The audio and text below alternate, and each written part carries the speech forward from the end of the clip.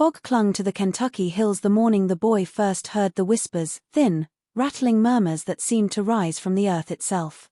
The hollow had always been strange at dawn, but that day the air carried something older, as if the land were finally tired of holding its secrets. The family cabin stood crooked against the tree line, warped by time and weather, its windows blackened by soot and the heavy curtains inside. For 3 centuries, the same blood had lived behind those walls, circling itself over and over like a snake devouring its own tail. He had grown up surrounded by faces that resembled his own too closely, eyes the same pale shade, hands shaped the same way, voices echoing the same slow mountain drawl. Elders told him that this was a blessing, a sign of loyalty to those who came before, but the boy felt something else beneath their smiles, something tight and trembling. Even the laughter in the house sounded strained, as if it were borrowed rather than born. The path behind the cabin wound upward toward the old cemetery, where headstones leaned toward each other like conspirators. He had always been told not to go there alone.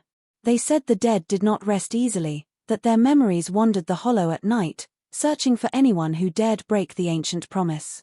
But the boy felt pulled there that morning, drawn by a quiet throb in his chest and the sense that the ground was waiting for him. As he stepped between the graves, the fog thickened, swallowing the trees, muffling every sound except his own heartbeat. Names carved into stone repeated themselves over and over, generation after generation of cousins who never left the hill, never married outside, never questioned why. A chill crawled up his spine as he traced the letters on a weather-worn marker, realizing it belonged to someone whose portrait hung in their living room, someone who looked almost exactly like him. That was when he noticed the sliver of leather sticking out from beneath a collapsed grave. It wasn't part of any coffin, he was sure of that. Kneeling carefully, he tugged the object free and brushed away the dirt, revealing a small, hand-stitched journal sealed with a brittle strap. The moment he touched it, the whispers in the fog surged louder, swirling around him like a warning or a plea. He didn't yet understand what he had found, nor why the family had buried it instead of preserving it with the others. But deep in the hollow, something shifted, as if awakening. And for the first time in his life, the boy wondered whether the family's greatest fear was not the outside world at all, but the truth they had tried to hide from themselves for more than 300 years. The origins of the pact trace back to a time when the Kentucky wilderness was still raw and unsettled, a place where the mountains swallowed sound and travelers vanished without ever touching another soul. The founding ancestors of the clan arrived there not by chance, but by desperation. History recorded them as pioneers, but family lore whispered that they were fugitives from a past too dark to follow. They sought a land where no one asked questions, where no prying eyes could judge them, and the dense forests of the region offered exactly that.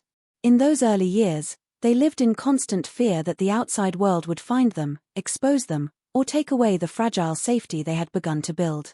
That fear grew into a doctrine that shaped every choice they made afterward. One night, as storms rolled over the ridges and lightning carved white scars across the sky, the family gathered inside the first cabin they ever built. Rain battered the roof, the wind screamed through the chinks in the logs, and the patriarch, an imposing man whose silence could fracture a room, declared that their bloodline must remain untouched. Outsiders, he insisted, carried danger. Outsiders could betray them. Outsiders could unravel the sanctuary they had carved from the wild. His words took root in the dim glow of lantern light, carried forward by the tension in his voice and the grim agreement in the eyes surrounding him. The pact was spoken aloud for the first time, binding not only those present but every generation that would follow. It wasn't initially a matter of superiority or pride, it was survival twisted into ritual. Marriages between cousins were treated as a shield, a way to preserve unity and prevent the dilution of loyalty. As the years passed, the pact hardened into law, reinforced by tales of spirits who guarded the hollow and punished those who broke the family's trust. Children grew up hearing stories of wandering ghosts whose wails echoed through the trees whenever someone dared dream of a life beyond the hills. Over time, these stories blurred into belief, and belief solidified into fear so deep that even the thought of marrying outside the clan felt like treason. The family tree curled inward upon itself, each branch looping back into another, forming a closed circle that no one dared try to break. Every birth was celebrated as proof that the promise still held, that the blood remained unbroken. Every union between cousins was praised as a tribute to their ancestors, reinforcing the vow made on that storm-lashed night long ago, a vow that would echo through the centuries and shape every life born on the mountain until the pact itself became a prison they no longer recognized as such. As the years stretched into decades, the hollow transformed from a patch of wilderness into a world entirely shaped by the family's will.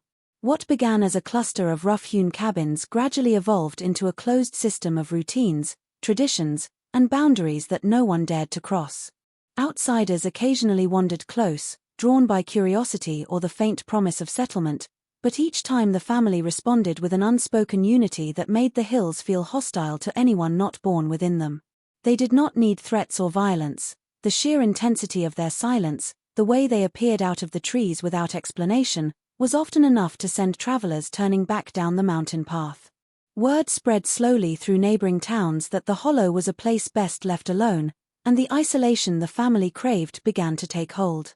Inside the valley, the clan reinforced their world with rituals that seemed harmless at first. They built their homes in a wide circle around the ancestral cabin, a shape they claimed honored the original pact but that also functioned as a barrier against the outside world. Children were told that venturing beyond the tree line would anger the spirits that watched over them. The elders monitored every path, every visitor, every rumor from beyond the mountain, ensuring that nothing entered their territory unnoticed. Over time, their vigilance shifted subtly into suspicion, and suspicion hardened into a rule. Strangers were to be avoided, ignored, or quietly turned away before they crossed too deeply into the family's domain. The hollow itself began to mirror the clan's mindset. Dense underbrush grew wild along the outskirts, as if nature conspired to hide the settlement from unwelcome eyes. Trees leaned inward, their branches weaving a canopy that dimmed the sunlight and gave the air a heavy, muted quality.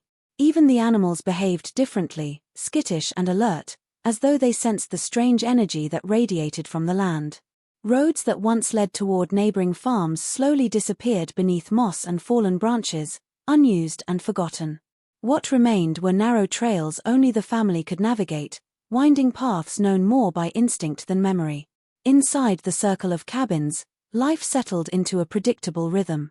Food was grown, hunted, and prepared the same way generation after generation.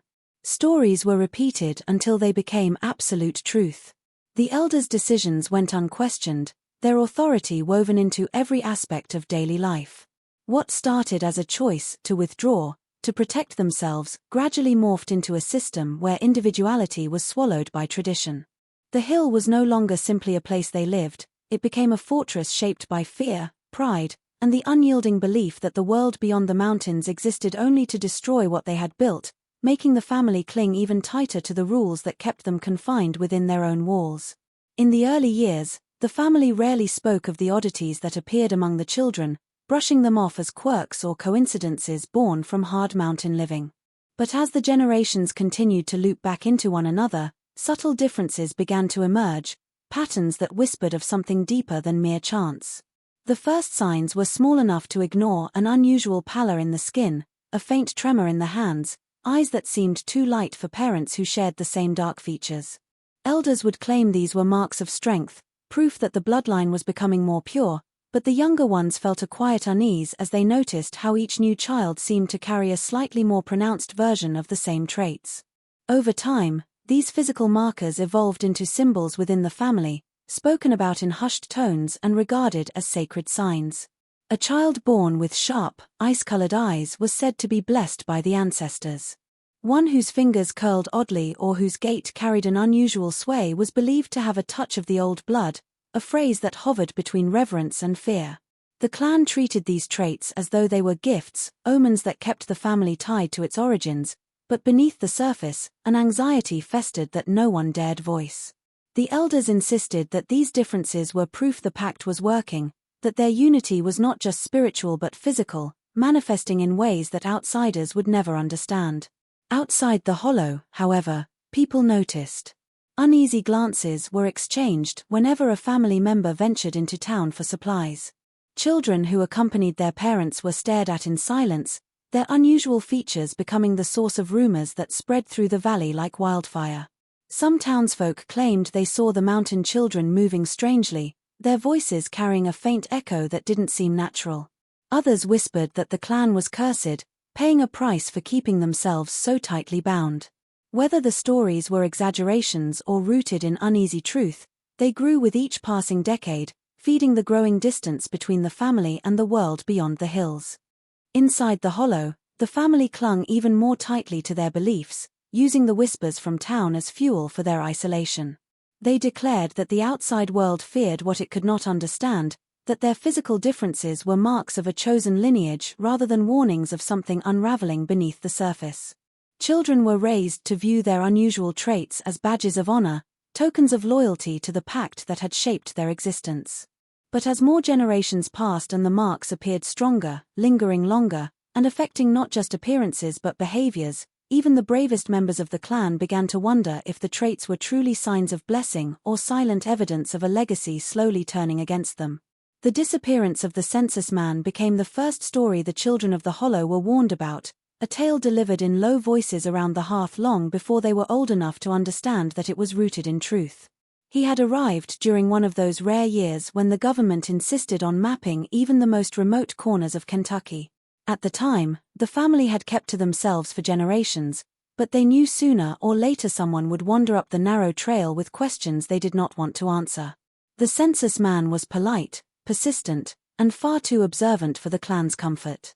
He took notes on everything: how many cabins stood on the hillside, how many children played in the yard, how eerily similar the adults looked to one another.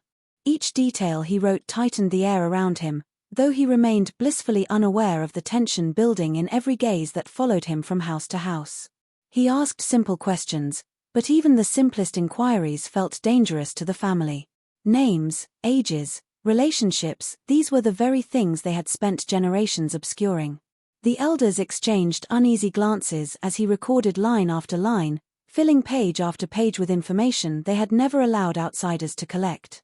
The man seemed unaware of the silent alarm he was triggering, but the Hollow felt it, the way trees feel an approaching storm. By the time he reached the last cabin, the air had thickened into something heavy and expectant.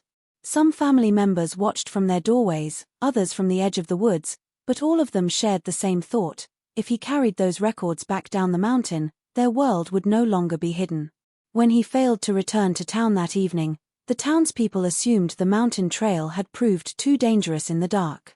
Search parties were organized, but none of them ventured far. The deeper paths were choked with wild underbrush and an eerie stillness that made even the bravest men uneasy. They called his name, listening for an echo, but the Hollow offered nothing in return, not even the chirp of a bird or the snap of a twig. The family watched from the shadows as the searchers eventually abandoned their efforts and retreated down the slopes, muttering prayers and crossing themselves as though they had stepped too close to something unholy. After that night, no one from the outside world climbed into the Hollow again. Rumors replaced facts, and speculation replaced truth. The census man's disappearance became a ghost story, the kind people whispered at night but never dared investigate. For the family, his absence was a warning etched into memory: outsiders were a threat, and threats did not leave the mountain. The fracture that would echo through generations began not with violence, but with a whisper, soft, trembling, and spoken by a young woman who had spent her whole life believing that the world beyond the Hollow was forbidden. She was different from the others in ways she could not articulate, carrying a quiet curiosity that unsettled her kin. She listened to the wind as if it were speaking to her, lingered at the tree line longer than she should have, and wondered what lay in the vast stretch of land she had been told was dangerous. When she met a trader from a nearby town, a man who greeted her with a warmth she had never known, something shifted in her. He did not stare at her pale features with fear, nor did he question her strange accent. Instead, he offered a gentle smile, a rare kindness that felt like a doorway opening. For the first time, the possibility of a life outside the Hollow took shape in her mind. Her interactions with the outsider were brief, stolen moments when he traveled near the base of the mountain. But each encounter carved deeper cracks into the rigid traditions she had been raised to obey. She began to dream of leaving, of escaping the suffocating expectations of marrying within the family. The thought of defying the pact filled her with guilt, yet the pull toward freedom was stronger than any fear rooted in her upbringing.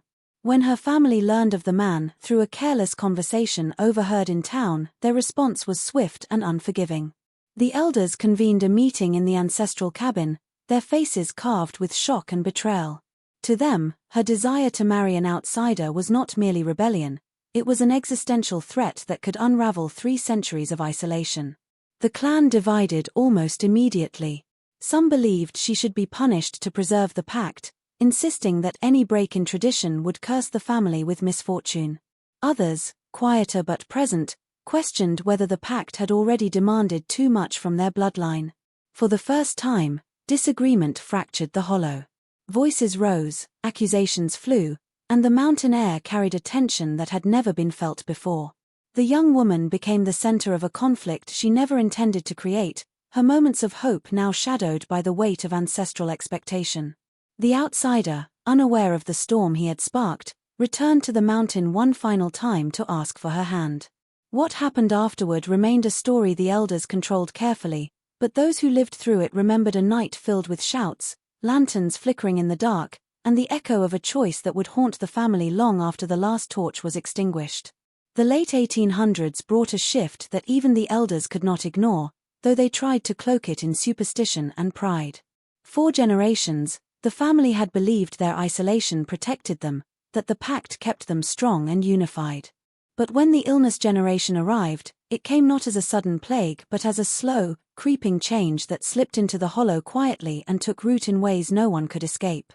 At first, it was only strange lethargy in the children, an unusual tiredness that made them sleep long hours and wake with heavy limbs. Mothers whispered that the mountain air was changing or that the spirits were displeased, but the sickly pallor spreading across young faces told another story entirely. As years passed, the symptoms grew stranger and more unpredictable. Some children developed trembling hands or difficulty walking, while others spoke in voices that rose and fell in eerie rhythms. A few stared into the distance with glassy eyes, murmuring nonsense as if listening to something no one else could hear. The adults tried to explain these changes away by claiming the ancestors were blessing certain children with spiritual gifts, but in the privacy of their rooms, fear clung to them like the damp mountain fog. No one wanted to admit the truth that the bloodline they had guarded so fiercely was beginning to twist under the weight of its confinement. The illnesses were not uniform.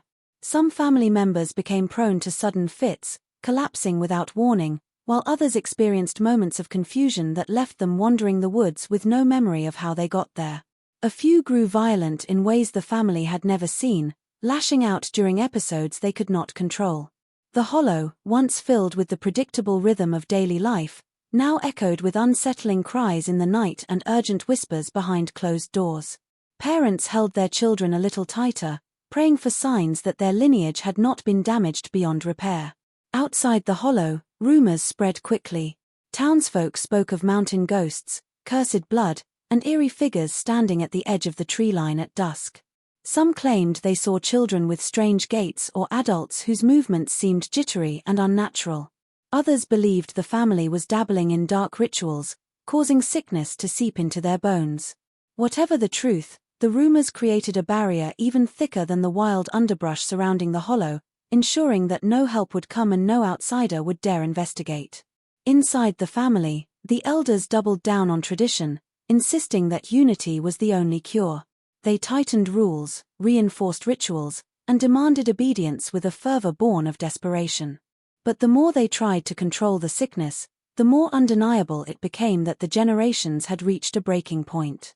The illness was not a punishment from spirits or a natural phase. It was the result of centuries of choices they could no longer justify, a heavy shadow settling across the hollow, shaping the lives of every child born into that narrowing bloodline.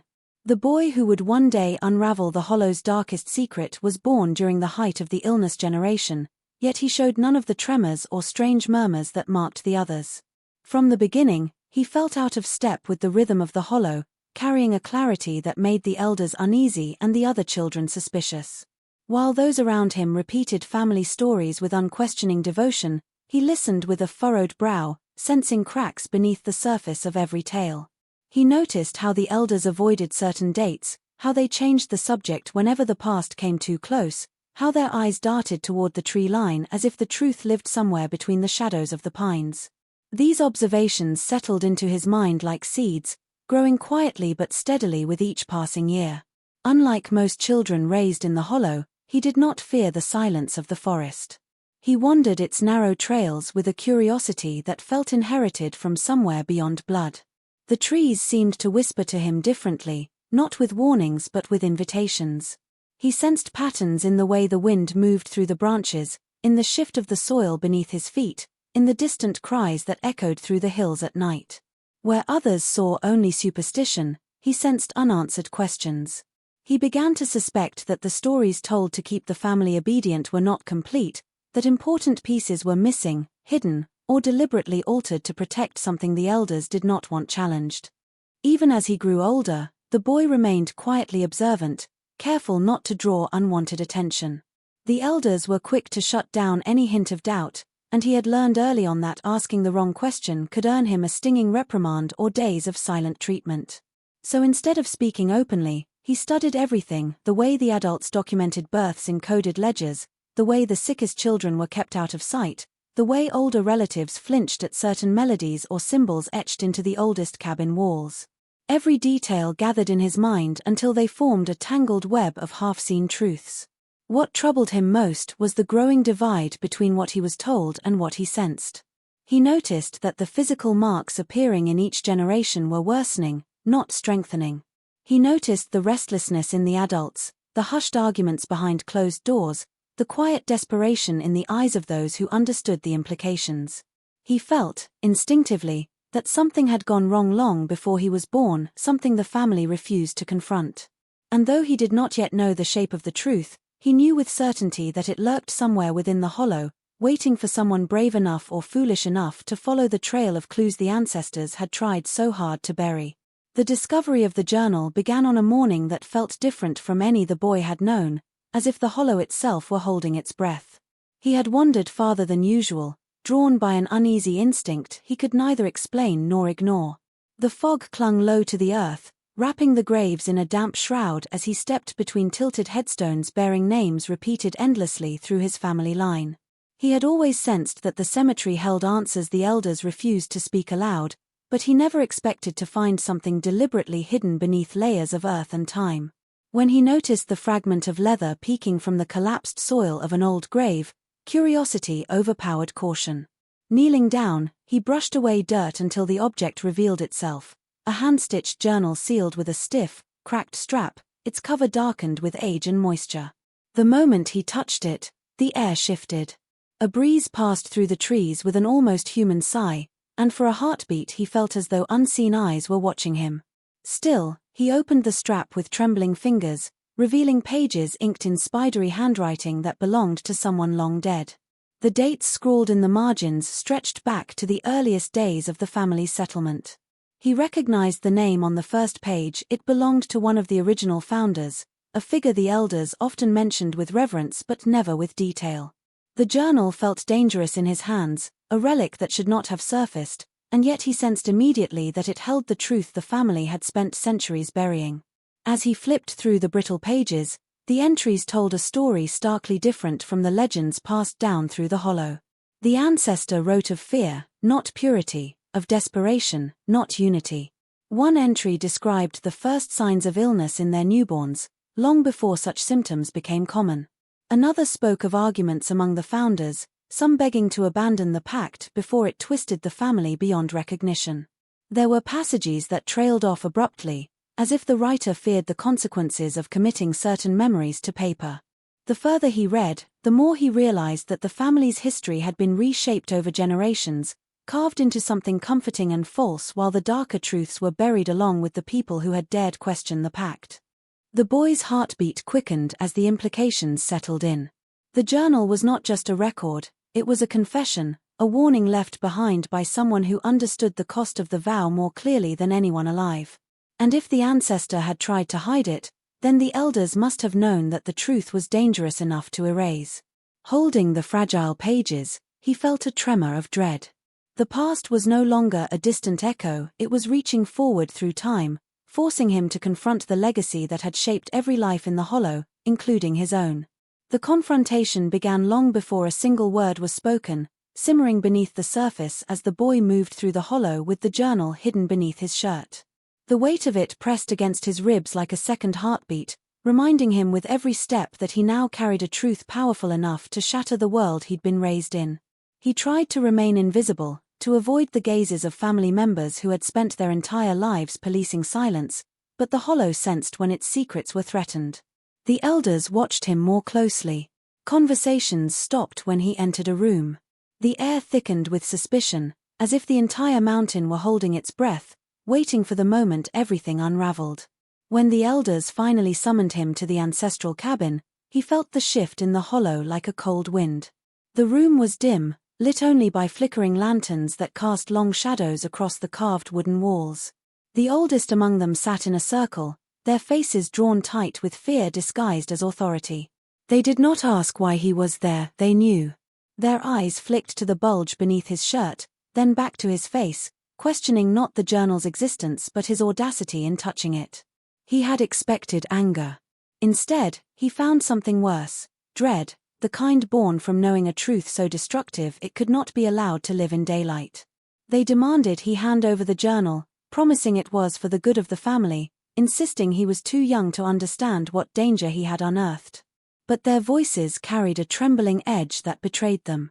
He saw the fear behind their stern expressions, the desperation in their insistence. For the first time, he realized they were not guardians of the pact, they were prisoners of it, bound just as tightly as the children they raised. The journal was not a forbidden artifact because it held lies, it was forbidden because it held the truth they had spent generations burying. He refused. The word came out small but steady, echoing in the cramped cabin with a force that startled even him. A tremor passed through the room. One elder stood, face tightening as she warned him of curses, of family destruction, of doom that would fall upon them all if the pact was questioned. Another reached forward, hand trembling, as if ready to seize the journal by force. But the boy stepped back, clutching it tighter, feeling the resolve inside him crystallize. The truth no longer frightened him the way it frightened them. It felt necessary, inevitable. Voices rose, accusations flew, and the fragile unity that had held the family together for centuries began to split. The boy realized then that the confrontation was not simply between him and the elders, it was the past itself colliding with the present. The hollow trembled with a tension older than any living soul, as if the mountain had been waiting for this moment, for someone to finally challenge the pact that had burdened every generation before him. By the time the last survivor stepped forward, the hollow had grown silent in a way that felt unnatural, as if the trees themselves were straining to listen.